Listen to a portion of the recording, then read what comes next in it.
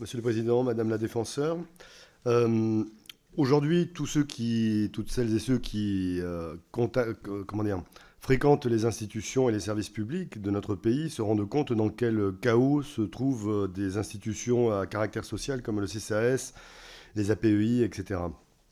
Donc, dans ce contexte-là déjà rendu très difficile, on a une vulnérabilité qui est affectée à tous les publics dont on vient de parler, et notamment ceux dont je voudrais parler, qui sont les mineurs non accompagnés, qui sont d'abord victimes d'un déficit organisé des moyens humains.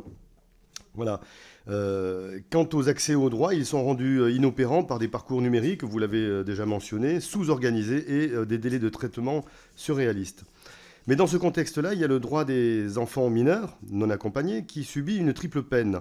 Alors là, je ne vais pas abonder du tout dans les propos de mon collègue, parce que là, on est dans une paranoïa incroyable. Mais nous avons donc une discrimination qui est faite dans leur parcours administratif au moment de l'entrée dans ces centres de rétention pour enfants. Ensuite, nous avons une absence de continuité dans les dispositifs lorsque le mineur atteint la majorité. Et ça pose un gros problème, puisqu'on a une rupture, en quelque sorte, de services publics et de protection.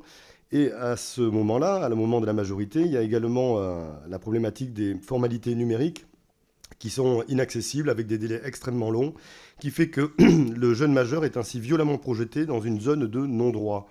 Alors, est-ce que vous avez des dispositifs à proposer pour qu'il y ait une permanence, en quelque sorte, du service public et de la protection des droits?